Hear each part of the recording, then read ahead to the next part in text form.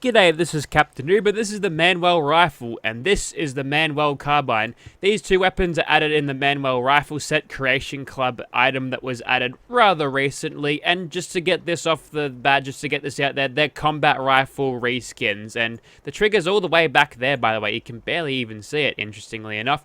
So, what does this thing do that the combat rifle doesn't? They basically kind of do the same thing. This one looks a lot better, though, so you can have them in semi-auto and auto form alike. I'm going to make this one semi-auto because it's already looking like a sniper type weapon with that big old scope up there. So we've got the long barrel here, and keep in mind, yes, this is the rifle version. You can have a ported barrel, medium, short barrel if you want to use this in a close quarters format. In fact, the short ported barrel doesn't have any scopes on it, interestingly enough. Have fun aiming that. You've also got the suppressed barrel here, which makes it look all sawn off, and yep. Interestingly, this thing actually doesn't have any drawbacks to range or accuracy or anything like that as compared to the long barrel, which is really quite odd. I don't know what that's all about. Anyway, so you can have a long scope. That's excessive, so I'm going to chuck on a medium scope. Hunters comes in of standard, and you can chuck a drum mag on there to increase that ammo capacity ever so slightly more. So there's our rifle, that's what we're going to be using first off. And moving on to the carbine here. Same sort of deal, this one is going to be, it's going to be automatic, however. So 238 damage, that's a lot. And we haven't even put a suppressor on that yet, so wow, this thing really hits hard. Now, going for a long ported barrel there, which kind of makes the barrel look longer than the rifle barrel, but hold on to your seats because we can chuck a suppressor on that, and that'll make it even longer still. Now, for the sights, we'll go for some reflex sights for VATS usage, but again, there's some scopes if you feel like it as well, if you want to use this thing with a scope, and these sights here, which we'll get to later. I don't really like them, though, because the housing is a little bit meh. But moving on from that, we've got the stocks. This one comes with a lucky marksman stock, which increases your luck by 2. Very, very nice for a crit-based weapon, because this does have the lucky prefix legendary effect on it as standard, which is very, very good. And you can chuck a drum on here just like the other one, although the capacity for the drum is a lot higher, so that's kind of cool, I guess. And of course, the legendary effect, like we saw there. Now, a couple of things I didn't show off was the stag heads, but apparently Iris got bored and, you know, kind of threw them on the ground and, you know, didn't do much else with it. But this, you get 40 carry weight, so I can eat one of those bad boys. See, 560 now, I can carry fucking heaps. Yep, that's kind of everything, I guess. Let's get into shooting people.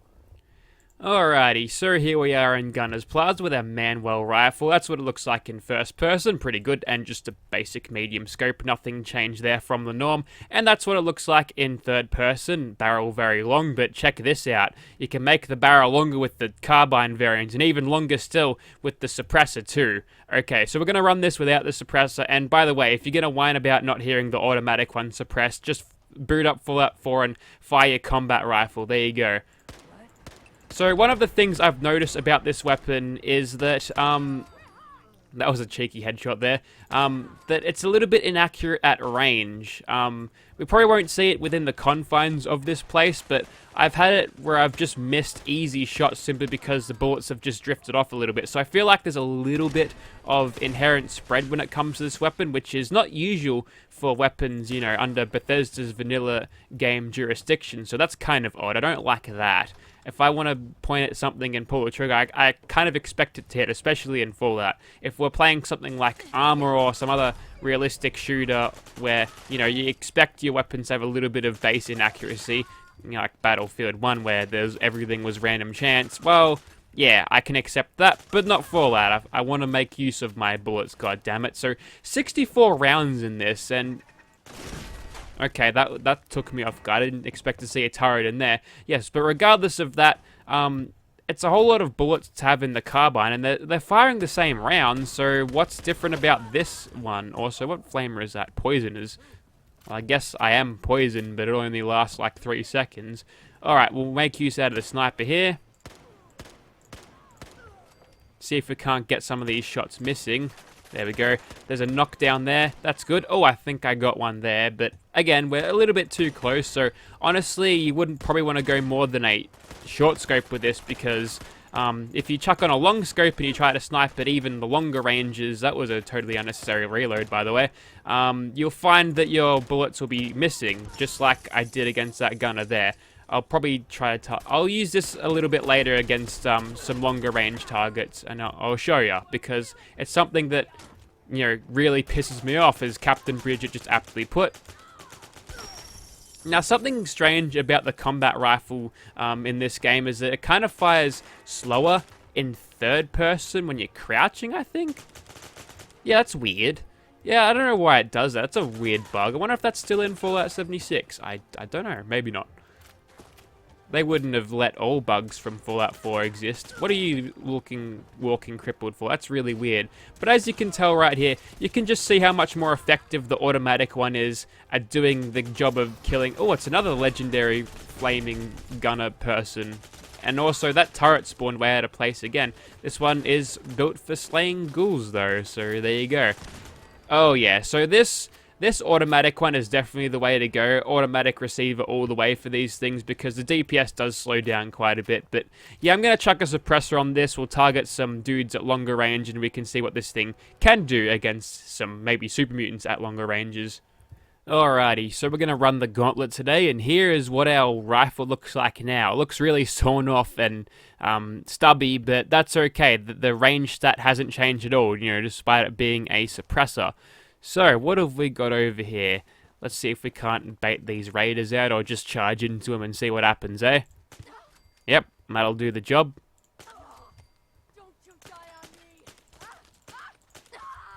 Too late to be screaming now, Raider veteran. You are now dead, and possibly in hell or heaven, depending how you went in life. You're probably a piece of shit because you're a Raider. Alrighty, so bears. I just one-shotted him. Nice. Okay, looks like when we close in the range a little bit, we're still a bit limited. We can't exactly snipe from ages away, but still, we can go pretty well. So what we'll do is we'll take out these mutant warlords. See how much better this is working when they just can't see me and I'm getting extra damage from my sneak attack criticals. You see, this is why I run them all the time. There's no downsides ever, except for range. Huh. And I didn't hit that guy with a sneak attack critical because he decided to not die to one. That's okay. Alright, for whatever reason, these guys aren't taking the sneak attack criticals anymore, which is odd. But whatever, we'll just keep on shooting these guys with this. Also, I've chucked on the glow reflex sight, just so you can see, you know, how much your sight is obstructed. It's not great. The reflex sights are definitely the way to go, but the glow sights do... I mean, they look cool. They're just all that practical, and especially when this thing starts doing its recoil animation, it kind of obscures your target there. Again, you could always target in third person, though, can't you?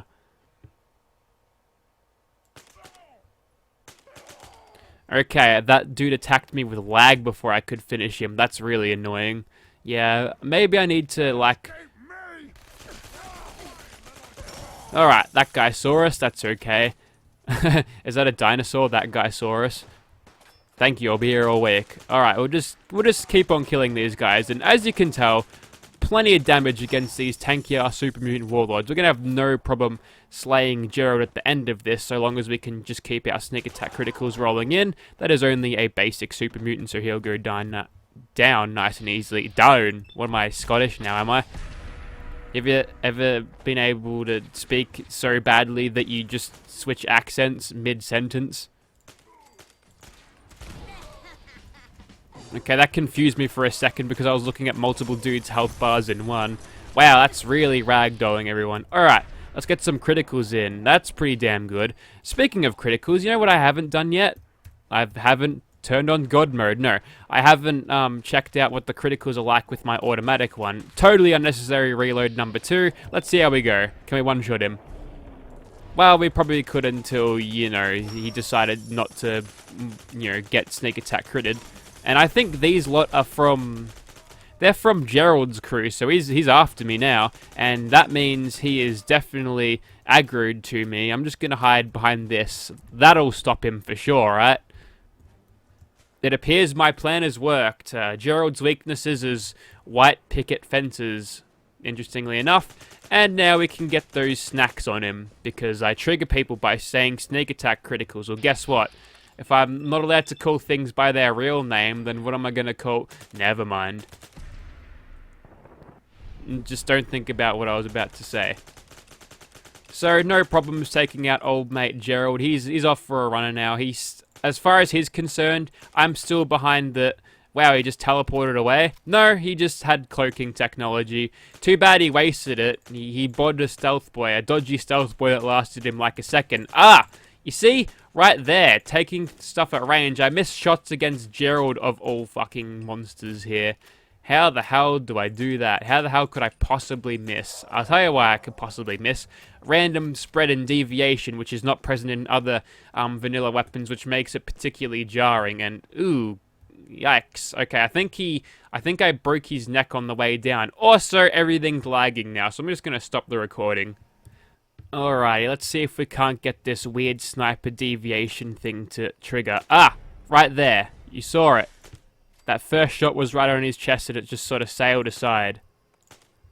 Let's see if we can't get a shot where we have to thread the needle and it'll hit something where it's not supposed to hit. I think I shot between them. Okay, these super mutants are obviously too much of a large target, so I'm going to hit them regardless, but still. I mean, it's good at what it does, taking out super mutants, but let's see if we can't find a human to take out. There we go. See? Took me 3 shots to get that, and didn't even move my crosshairs, so a little bit strange, but sure, whatever. I guess it just means that you're going to have to come a little bit closer to your enemies before you try to take them out, but that's kind of the worst thing about it. Other than that, it ticks all the boxes for damage, especially if you're not playing on very hard difficulty, by the way. I'm getting a half damage penalty. I'm still killing these guys with the greatest of ease, even for that. So definitely a pretty damn good weapon all round, and something that I like about mod weapons that are better than vanilla game weapons, it actually adds something like another weapon mod, I don't know, maybe the... Let's use the anti-material rifle, for example. It fires 50s, it does slightly better than the vanilla hunting rifle, but there's no reason to use that because, obviously, it's weaker than a Gauss rifle, right?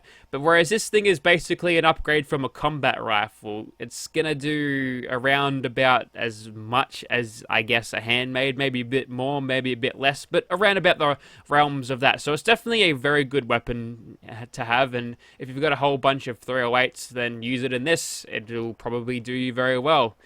That is if you don't mod the game to, you know, give you everything. But still, I think it's a pretty damn good weapon. It looks nice. The aesthetics of it are really nice. And the performance is good too, except for that minor little deviation spready type thing. But other than that, I'm pretty happy with this. Check it out in the Creation Club if you're interested. Thank you very much for watching, guys.